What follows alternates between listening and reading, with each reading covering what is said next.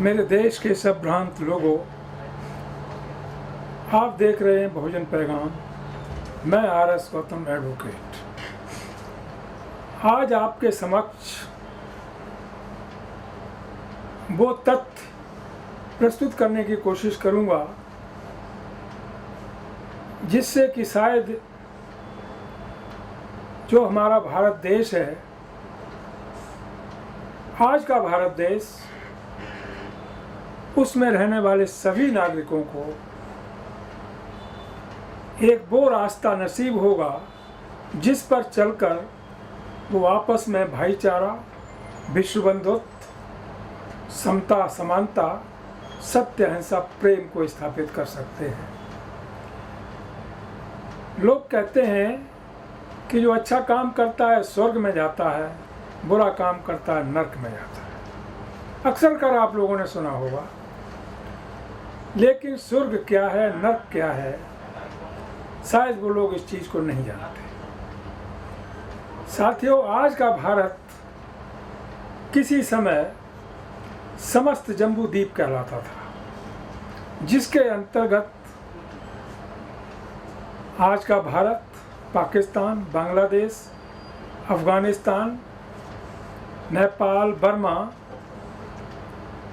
आदि जो टुकड़े टुकड़े होकर के दूसरे देश बन गए हैं, वो सारे का सारा मिला करके समस्त जम्बू द्वीप कहलाता था। ये कितने अफसोस और शर्मनाक बात है कि उस समस्त जम्बू द्वीप को जो सम्राट अशोक ने बनाया था,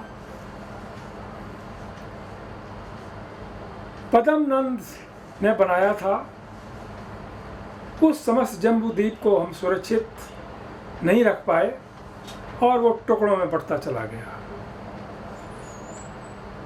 ये हम सब की मिला करके बहुत बड़ी हार हुई है। आज यह समस्त जम्बू द्वीप एक यूनिटी में होता, एक साथ होता, तो दुनिया में हर क्षेत्र में सर्वोपर होता। क्या कारण रहे ऐसे, आपको बताने की कोशिश करूंगा। मैं किसी धर्म का ना तो पक्षपात करता हूं, ना फेवर करता हूं, ना किसी आलोचना करता हूं। सच बात जो है वो कहने की कोशिश करता हूं। आज सारा विश्व कहता ही नहीं, चल पड़ा है। जो यहाँ नारा दिया जाता है हमारे देश में, चलो बुद्ध की ओर। हमारे देश के लोग चाहे बुद्ध की ओर चल रहे हो ना चल रहे हो, वो अलग बात है, लेकिन आज सारा विश्व बुद्ध की ओर चल पड़ा है। और बुद्ध की ओर जाने का रास्ता विश्व महामानव बाबा साहब डॉक्टर अंबेडकर ने प्रस्तुत कर दिया है। रास्ता भी बन गया। डॉक्टर अंबेडकर ने अपना जीवन न्यौछावर कर दिया समता के लिए, समानता के लिए और उस मानव कल्याणकारी मिशन तक पहुंचने के लिए जिसका पूरे विश्व को संदेश तथागत बुद्ध ने दिया था। आपने अभी देखा, भारत का प्रधानमंत्री मिस्टर नरेंद्र मोदी पोलैंड में जाकर बोले, मैं बुद्ध की धरती से आया हूं, शांति का पैगाम लाया हूं, हमें बुद्ध चाहिए, युद्ध नहीं। लेकिन वही व्यक्ति जब भारत में आता है तो किस तरह से बदल जाता है, बताने की जरूरत नहीं, सबको पता है। अफसोस, भारत को कभी ऐसा प्रधानमंत्री मिला होता जो अपनी कथनी करनी में भेद नहीं करता, जो कहता वो करके दिखाता, लेकिन ऐसा हुआ नहीं। इस देश में ही नहीं बल्कि जब भारत समस्त जम्बू द्वीप था, उस समय सम्राट अशोक ने जो किया उसका अनुसरण आज के राजनेताओं को मुख्य रूप से, जिनके ऊपर जिम्मेदारी होती किसी देश की, उनको फॉलो करना चाहिए। सब जगह समानता हो, कोई भूखा ना सोए, कोई नंगा ना रहे, सब पे कपड़े होना चाहिए, कोई अशिक्षित ना रहे। यह सम्राट अशोक की इच्छा थी। आखिरी क्षण में सम्राट अशोक के पास कुछ भी नहीं था। उसने देश के प्रति, लोगों के प्रति जो कुछ भी था सब न्यौछावर कर दिया था। केवल एक रुद्राक्ष था, वो उसने अपने अंतिम समय पर दिया कि इसको तोड़कर पूरे जम्बू द्वीप में डिस्ट्रीब्यूट कर देना, बांट देना और बता देना कि विश्व विजेता जिसे कहते हैं, समस्त जम्बू द्वीप का स्वामी चक्रवर्ती सम्राट अशोक जिसे कहते हैं, आज खाली हाथ जा रहा है, कुछ भी लेके नहीं जा रहा है। लेकिन अफसोस है कि उस समस्त जम्बू द्वीप के तरह तरह के जो शासक हो गए, प्रधानमंत्री हो गए हैं, शायद वो इन सब चीज़ों को, पूरी संपत्ति को लेकर के साथ जाएंगे और उसी रास्ते पर क्या ले जाएंगे क्या नहीं ले जाएंगे सबको पता है। आपने देखा पाकिस्तान में मिस्टर मुशर्रफ ने सत्ता हासिल की, क्या लेके गए? कुछ भी नहीं। नेहरू से लेकर के मोदी तक जितने प्रधानमंत्री भारत में हुए, मोदी तो खैर अभी हैं, इनकी तुलना में जो भी प्रधानमंत्री हुए भारत में, वो शायद इतना झूठ नहीं बोलते थे, न जुमलेबाजी करते थे। वो बेचारे भी कुछ लेके नहीं गए, खाली हाथ गए। शायद मोदी, अडानी, अंबानी कुछ लेकर के जाएंगे, समय बताएगा, ये उनकी सोच हो सकती है। साथियों, अभी अभी एक इन्फॉर्मेशन जो मुझे मिली, हमारे सुप्रीम कोर्ट के एक वरिष्ठ एडवोकेट हैं, विद्वान भी हैं, सामाजिक चिंतक भी हैं, इसमें कोई शक नहीं। एडवोकेट कोई भी हो सकता है, मैं भी एडवोकेट हूँ, लेकिन सामाजिक चिंतक होना, विद्वान होना अलग बात है। एडवोकेट एक प्रोफेशन है, कोई भी व्यक्ति कर सकता है।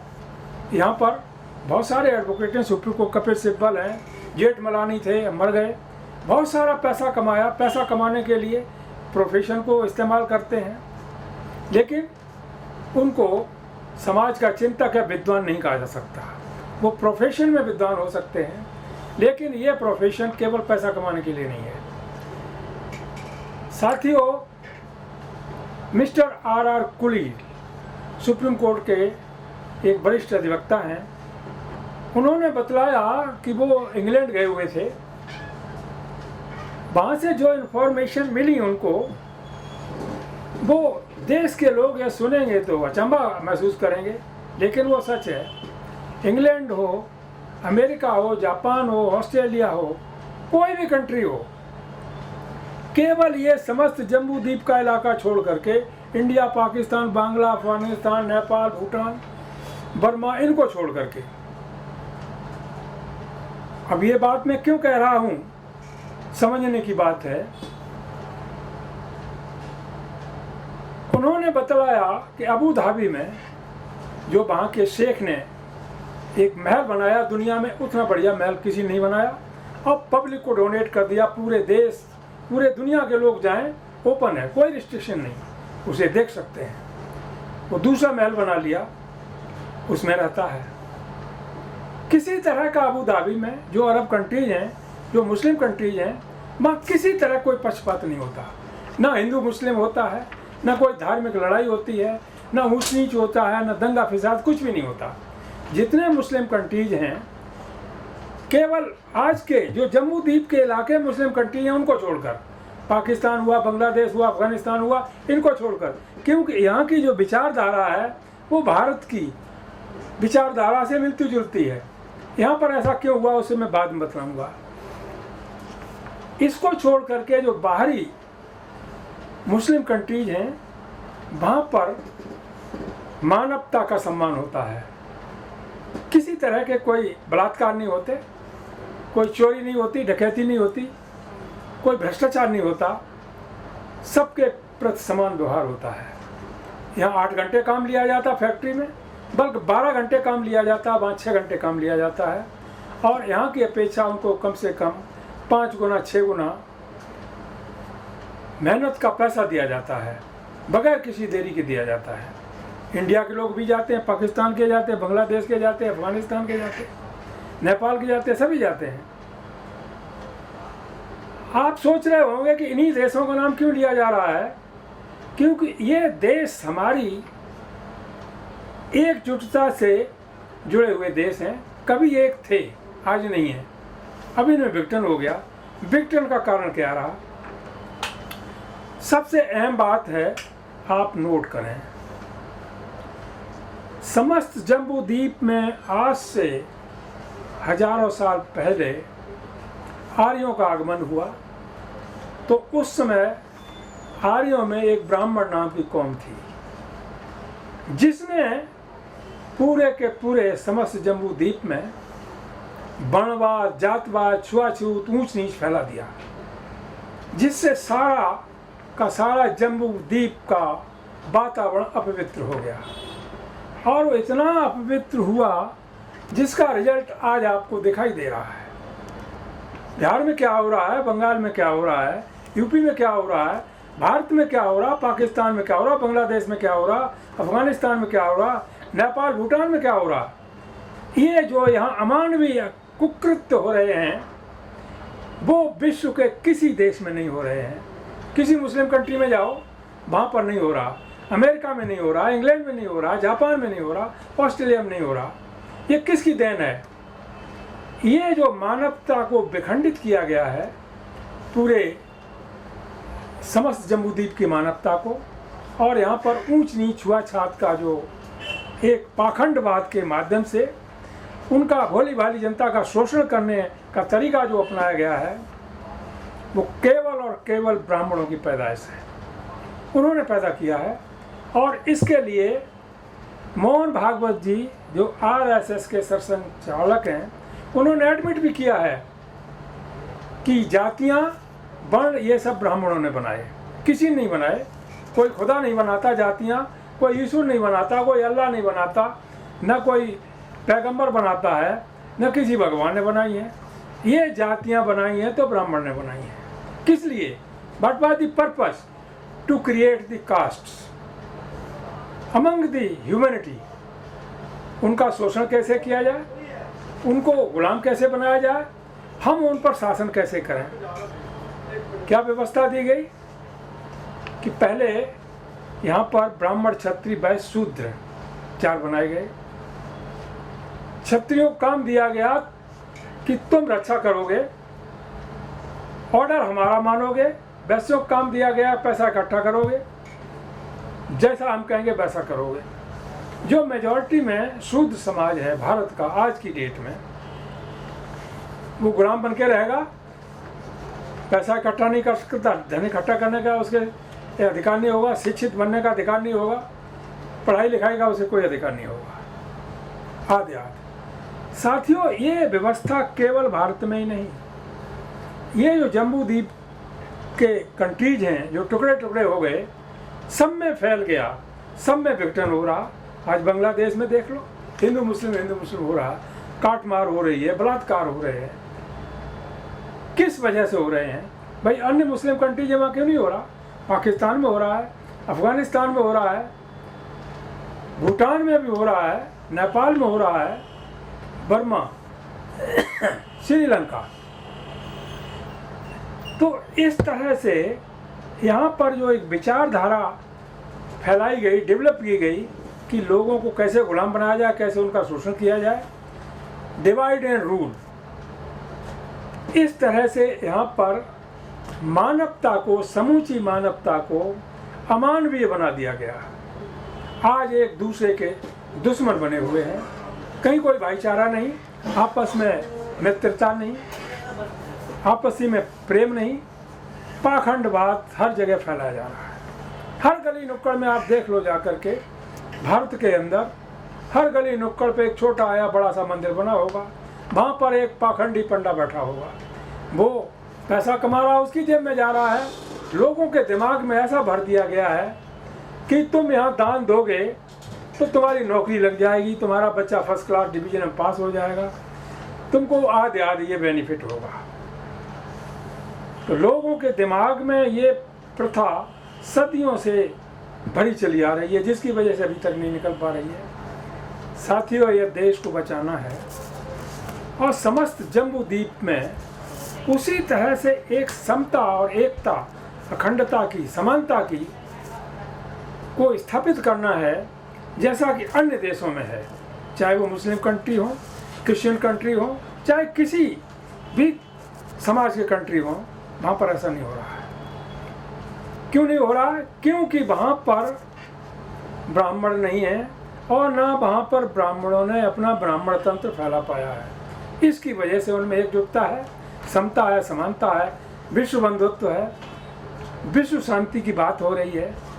झगड़े तो सब जगह होते रहते हैं, कॉमन बात है, उस पर हम नहीं जाना चाहते। साथियों, अब हम बात करते हैं अपने देश की, जिसमें हम खुद रहते हैं, आप भी रहते हैं। यह इस देश को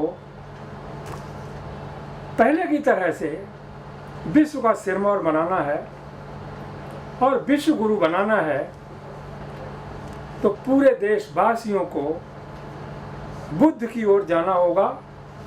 और जो रास्ता बुद्ध की ओर जाने का डॉक्टर अंबेडकर ने तैयार किया है, उस पर चलना होगा। तभी हम अपनी रक्षा कर सकते हैं, समाज की रक्षा कर सकते हैं, देश की और देश को मजबूत कर सकते हैं। और इसमें कोई शक नहीं कि भारत पूरे विश्व का गुरु बन सकता है। लोग कहते हैं भारत तो विश्व गुरु था, विश्व का सिरमौर था। किसकी बदौलत? केवल और केवल बुद्ध की बदौलत। आज सारा संसार बुद्ध को फॉलो कर रहा है, लेकिन हम क्यों नहीं? क्योंकि हमारे अंदर कूच कूच के जातवाद भर दिया गया, ऊंच नीच, यानी एक अमानवीय व्यवस्था हमारे दिमाग में पैदा कर दी गई है, जिसकी वजह से हम मानव को मानव कहने में, उसे समान दृष्टि से देखने में ऐतराज करने लगे हैं। अभी सवेरे में एक वीडियो देख रहा था, एक वाल्मीकि भाई है, तो उसको एक जितेंद्र नाम का ठाकुर है, वो कह रहा था तू भंगी है, तू क्या कर सकता है। उसे बहुत बुरा लगा, बुरा लगना भी चाहिए, लेकिन वो भी इतनी मूर्खता की बात है। दूसरा वीडियो में देख रहा था, उसमें एक ब्राह्मण कह रहा था जो वाल्मीकि लिखते हैं शूद्र हैं और इनको वाल्मीकि लिखने का कोई अधिकार नहीं है, क्योंकि वाल्मीकि तो ब्राह्मण था। यदि वाल्मीकि शूद्र होता तो उस समय ही मार दिया जाता, शूद्रों को पढ़ने का अधिकार ही नहीं था। जैसे शंभु ऋषि को मार दिया गया, वो शूद्र था, राम ने मारा था। तो वाल्मीकि शुद्ध और शूद्र सवाल ही नहीं उठता। इसलिए हमारे भाई जो वाल्मीकि लिखते हैं गुमराह हो गए हैं, वो कम से कम अपने इतिहास को जाने, पहचाने, पढ़ाई लिखाई करें, तब आगे बढ़ सकते हैं। साथियों, इतना ही नहीं, इस देश में जुडिशरी भी है, हर जुडिशरी है। एक अभी राजस्थान से वीडियो आया, उसमें दिया हुआ है, क्लियर किया हुआ है, 80 और 90% के बीच में सवर्ण जन युक्त होते हैं, और सवर्णों में सब नहीं, केवल ब्राह्मण और बनिया। यही पोजीशन यूनिवर्सिटीज में है। देश तो हमारा है, हम सबका है, तो वहाँ प्रतिनिधित्व किसी का नहीं होता, ये तो गलत है। अभी आपने देखा जो सरकार बेलगाम हो गई थी पिछले 10 सालों से, लेटर एंट्री के माध्यम से केवल सवर्ण अधिकारियों को, आईएएस तो पीछे की बात रह गई, जॉइंट सेक्रेटरी और डायरेक्टर बना रही थी। वो आज की डेट में वो ऑर्डर पब्लिकेशन उसे वापस लेना पड़ा। क्यों? क्योंकि आज विपक्ष मजबूत हो गया। डेमोक्रेसी किसी भी देश की हो, मजबूत होनी चाहिए। यहाँ पर ईवीएम ला करके मोदी ने अपने स्वार्थ के लिए डेमोक्रेसी को कमज़ोर किया है। याद रखना, जो आया है वो जाएगा, लेकिन मोदी जी, आपका नाम स्वर्ण अक्षरों में नहीं बल्कि ब्लैक अक्षरों में लिखा जाएगा आपके जाने के बाद कि कोई ईवीएम के जरिए प्रधानमंत्री बना था और उसने देश में विक्टर का काम शुरू कर दिया, शिक्षा को ख़त्म कर दिया, रोजगार को ख़त्म कर दिया, झूठे वादे किए, झूठे वादे करके किसानों को, मजदूरों को, सबको गुमराह कर दिया और गुमराह करके देश को निचले स्तर पर ला के खड़ा कर दिया। तो ऐसा काम नहीं करना चाहिए किसी भी बादशाह को, चाहे वो किसी कम्युनिटी का हो, किसी धर्म का हो, किसी को नहीं करना चाहिए। साथियों, वीडियो लंबा हो जाएगा, बातें बहुत सारी हैं। अंत में हम आप सभी से यही गुजारिश करना चाहेंगे कि यदि देश को बचाना है, देश के गौरव को बचाना है, देश के इतिहास को बचाना है, तो पूरे देश की जनता, पूरे देश के लोग मिलकर अभी से बुद्ध की ओर चलना शुरू कर दें। बुद्ध ने जो भी किया, जो भी कहा वो किया। बुद्ध के पास क्या था? बुद्ध एक राजा के लड़के थे, सब कुछ न्यौछावर करके अपने बीवी बच्चों को भी छोड़कर, राजमहल छोड़कर मानव कल्याण के लिए कुर्बान हो गए। जो रास्ता देखे गए, किसके लिए? हम सब के लिए, पूरे विश्व मानवता के लिए। तो विश्व के लोग तो उसका फॉलो कर रहे हैं। आज कम से कम 70 देशों में बुद्धिज्म पूरी ताकत से फैल गया है। आगे पूरे विश्व को बुद्ध में बनाने का पूरा प्रोग्राम चल रहा है। लेकिन भारत बौद्ध में कब बनेगा? जब हम जागरूक होंगे, हम जागेंगे। इसलिए आपसे गुजारिश है, किसी पाखंडवाद को फॉलो मत करो, मंदिरों में जाना बंद करो।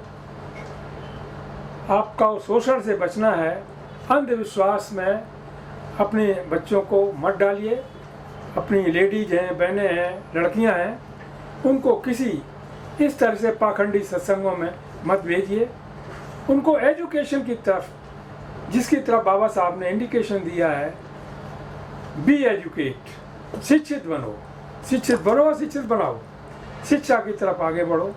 तभी हम अपने को सेफ रख सकते हैं, अपना विकास कर सकते हैं, समाज का विकास कर सकते हैं, देश और दुनिया का विकास कर सकते हैं। साथियों, इस संबंध में बहुत सारे लोगों ने काम किया है। यदि विश्व पटल पर हम देखें तो दो ही विश्व महामानव नजर आते हैं, तथागत बुद्ध और ऑनरेबल डॉक्टर अंबेडकर। इसके साथ साथ अन्य बहुत सारे विश्व महामानव कहलाने की कैटेगरी में हैं। अब्राहम लिंकन, नेल्सन मंडेला, सुकरात, पेरियार रामास्वामी नायकर, दलाई सिंह यादव, बिरसा मुंडा, संत कबीर, संत गाडगे, संत रविदास, बहुत सारे लोग हैं। लेकिन विश्व पटल पर ये दो महान विभूतियां, विश्व की महान विभूतियां, इनका कोई तोड़ नहीं है और इन्होंने कभी कोई पक्षपात नहीं किया। कभी किसी तरह की ऐसा कोई एक सेंटेंस भी नहीं कहा जो कि किसी का पक्ष करता हो और दूसरे का विपक्ष करता हो, एक की हानि करता हो, दूसरे का फायदा करता हो। ऐसा कुछ नहीं। जो भी किया इन्होंने विश्व कल्याण के लिए, विश्व शांति के लिए और विश्व बंधुत्व के लिए किया।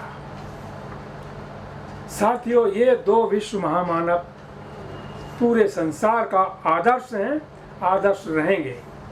और इनको आदर्श मानते हुए यदि हमारे देश के लोग आगे बढ़ते हैं तो वो दिन दूर नहीं जिस दिन ये हमारा भारत देश बौद्ध में बनेगा। कोई भी इसे नहीं रोक सकता और इसका असर जो समस्त जम्बू द्वीप के छोटे छोटे कंट्री बन गए हैं उन पर भी असर पड़ेगा।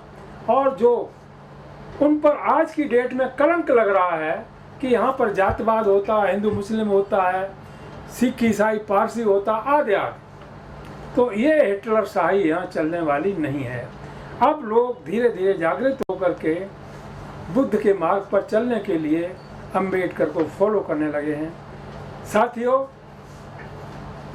आगे कुछ न कहकर मैं यही कहना चाहूँगा लास्ट में, चलो बुद्ध की ओर, चलो सत्य की ओर, चलो मानवता की ओर, चलो समता समानता विश्व बंधुत्व की ओर। इन्हीं शब्दों के साथ आपसे एक गुजारिश और करूँगा कि यदि बहुजन पैगाम को आप घर घर तक पहुंचाना चाहते हैं, इसे लाइक करें, सब्सक्राइब करें और जितना भी फैला सकते हैं इसको शेयर करें, जिसकी वजह से देश का हर नागरिक इसका लाभ उठा सके। बहुजन पैगाम सही खबरें देता है, किसी की न तारीफ करता है न किसी की आलोचना करता है। जो सच होता है, मानव के कल्याण में होता है, वही बात कहता है। साथियों, इन्हीं शब्दों के साथ जय भीम, नमो बुद्धाय, जय भारत।